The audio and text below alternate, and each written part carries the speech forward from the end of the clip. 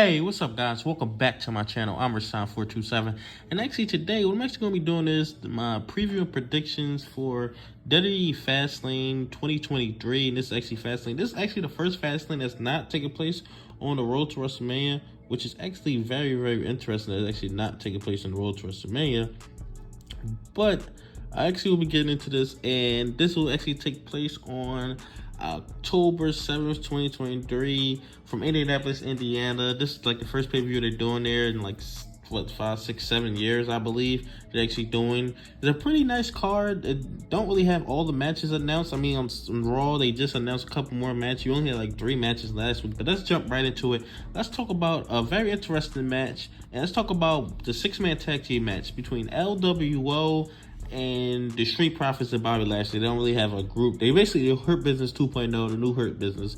I don't know if they be called the Hurt Business, but they're definitely lining that up. And actually, they're definitely going to be doing something with that and with the Hurt Business and everything like that. So let's jump right into that. And so this match, I'm definitely going with the Street Profits and Bobby Lashley. I mean, Bobby Lashley hasn't been on pay-per-view. I mean, I can't remember the last time he was on pay-per-view. I really can't remember. I mean, maybe he was at SummerSlam, but I don't even believe he was actually there from what I actually remember. And you know, the Street Profits actually coming up, so they actually definitely need a win. I mean, just this turnaround with them, I think the only loss they actually took was to the LWO. So with that logic of the Street Profits actually losing, I mean, you would just think that it's just time for the Street Profits to win, because they always do something like that. I'm definitely going for the Street Profits and Bobby Lashley, and they can easily do this because they can have Joaquin, I believe it's Joaquin Phoenix, and I forgot the other guy's name, but I don't know who actually going to be wrestling inside the match because there is 4 of them. So I mean, they'll just choose one. I mean, people really only care about Rey Mysterio and Santos Escobar, and none of them have to take the pinfall inside this match for the Street Profits and Bobby Lashley to actually win. So that's what I'm going with, actually picking up the victory inside this match. And actually moving on to actually the next match, I'm actually going to go with the Triple Threat Women's match. Now this match is very interesting. I don't see them taking the title off. Yeah, let's get to this Triple Threat Women. I don't see them taking the title off of Io Sky this early. I mean, they could definitely do it. I mean, I just don't see it. I mean, usually with Money in the Bank, they don't hold it for that long, so I can definitely see her losing. But I'm going to go with Io Sky picking up the victory inside this match. I think she's going to hold it on for at least another month. I don't think she'll have that long of a title reign, to be honest. I think it's going to Charlotte or Bianca, because one of them is going to have that title coming into WrestleMania. But I don't think she had it on for that long. But I'm going to go with her winning, because she hasn't had a pay-per-view title defense. She's had, I believe she fought Selena Vega and then Asuka. From what I remember, she's had about 2 title defenses. I don't believe she's defended against anybody else from what I remember. But this is her first pay-per-view title defense. I think she needed at least one of those. And I mean, she's definitely dropping it before probably the Royal Rumble, or probably at the Royal Rumble, to be honest. But I think she's holding on to it for a little bit longer. So I'm going with Io Sky picked up the victory over Charlotte Flair and Asuka inside this match. And I definitely can see it going to Charlotte Flair. But I'm going to think WWE is going to do the right thing and actually keep the title on Io Sky inside this match. The Undisputed Championship match. Let's get into the Judgment Day, Finn Balor and Damian Priest versus Cody Rhodes and Jey Uso. Now, you told me Cody Rhodes and Jey Uso would be teaming up basically in October at the end of the year. I would not have believed you at WrestleMania season or anything like that. But Jey Uso is actually ascending into a bigger star than way. I do think that he could potentially be a world champion one day. With this match, I mean, I think it's pretty obvious Judgment Day is going to retain. The only reason they're doing this is because Judgment Day has no contenders at all. Like, they literally have no contenders besides Sami Zayn and Kevin Owens. You cannot do that match again. They were not going to do that. So the only option was to do this. And I know some people might say Cody maybe shouldn't be fighting for the tag team championships, but I think it's fine. There's nowhere near WrestleMania. We're still like 7-8 months out. So even if they win, which I do not see them winning, but even if they win, it really wouldn't affect that at all. But I think this is fine. This is just a throwaway type match. Will Jey Uso turn on Cody Rhodes? I would say no, because I think Jey Uso is going to be the face going into WrestleMania against Jimmy Uso. So I don't think they'll have him turn. I just think that it'll be a screwy finish. Maybe Sami Zayn and Kevin Owens get involved just because maybe Kevin Owens caused Jey Uso the match, and that caused Cody Rhodes and Jey Uso. Well, Cody Rhodes and Jey Uso will lose, but maybe that's how they do it. Because Kevin Owens and Cody Rhodes are friends, or as far as storyline and stuff like that. So maybe Kevin Owens caused Jey Uso the match, and that starts the rift between all four of them. Sami Zayn, Kevin Owens, Jey Uso, and Cody Rhodes. But then they're going to be teaming up at War Games. So it's very interesting to see the way they're going to book this, the way they're going to do this. But I think Judgment Day is absolutely going to win. I think this will be an absolutely great match. I mean, Judgment Day has put on great matches all the time.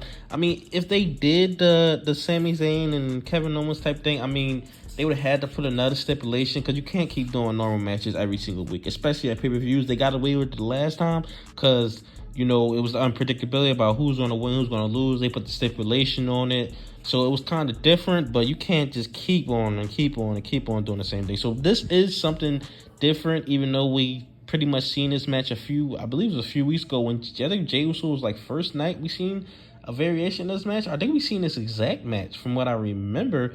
I think it was Jey Uso and Cody Rhodes. From what I remember, I think it was Jey Uso and Cody Rhodes versus Judgment Day. It might have been like a 6-man tag, but I'm going to go with Judgment Day actually picking up the victory. That's actually John Cena and LA Knight versus Jimmy Uso and Solo Sikoa.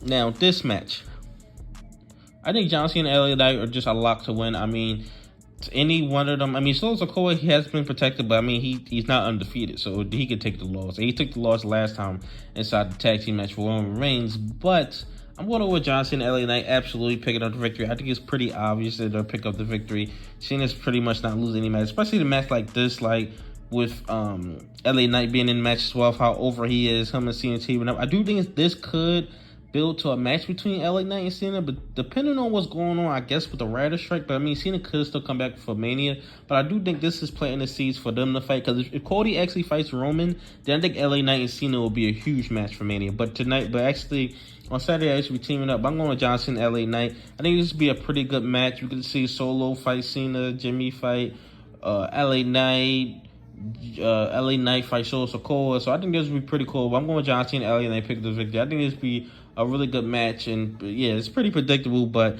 I think this would be really good. And continuing the storyline, because I don't know what they're doing coming inside the future, because there's rumors that Cena's going to be in Saudi Arabia, so are you going to do a huge 8-man tag, 6-man tag with Cena, LA Knight, and somebody else versus the Bloodline, Roman, Jimmy, and Solo? Or are they going to lead us into War Games? I don't know if Cena's staying for the long, but we will just have to see about that. But I'm going with Cena and LA Knight picking up the victory. Main event is actually a last match. Now, I'm assuming this is the main event. It should be the main event. Yes, Seth Rollins is many main events as he can before Roman comes back. So once Roman comes back, Seth's not getting a main event. But inside this main event, we have Shinsuke Nakamura versus Seth Rollins. And, you know, this is pretty interesting just because there's a lot of people think Shinsuke could win. I mean, last month, I think there was no chance. Like, I mean, there was rumors about certain things, but to me, there was no chance. Now, this time, there is a chance, but I just don't see them doing that. I mean, they're doing a really good job of building up Nakamura. The problem is that if Nakamura loses, they have to maintain his momentum, and that's the problem with WWE, is that after they get out these feuds, they just revert back to what they were before. Now, they are pushing him as a main event. They are doing a good job with him right now, but are they going to do that inside the future? And is he going to put the title on him? I don't think they're putting the title on him. That's just, I would be happy for Shinsuke. I really like that. But are they going to put the title on him? I don't think so. I think Seth's going to hold that for a while. I don't know. I mean, if he wins this match, I think he's holding it all the way to Mania. Now, it depends on who he's fight. Gunther, LA Knight, somebody else. I don't know. But I think if he wins this match, he's holding it all the way to Mania, which I kind of assumed that he will hold it all the way to Mania anyway. But yeah, I think this was a really great match, last man standing match. I'll be honest, the first match was decent. I mean, the crowd was pretty dead because it was a pretty slow match, but I still think it was a decent match. Was it as good as I hoped it would be? No, but I still think it was a really good match. And we'll just have to see about this match, but I just don't see Shinsuke walking out with the title. I just don't see that. I see Seth picking up the victory and walking out with the championship, especially with the go home, what they did with that, with Shinsuke coming out on top. I don't see that, but I see Seth retaining the championship and actually moving on. And then I don't know who he fights at Crown Jewel. We'll see about Survivor Series. He'll probably be inside the War Games match, but we'll just have to see about that. But tell me your thoughts in the comment section below. Do you believe Shinsuke is walking out with the title? Who do you think is going to win all these matches? Tell me your predictions in the comment section below. Like, comment, subscribe. Thanks for watching.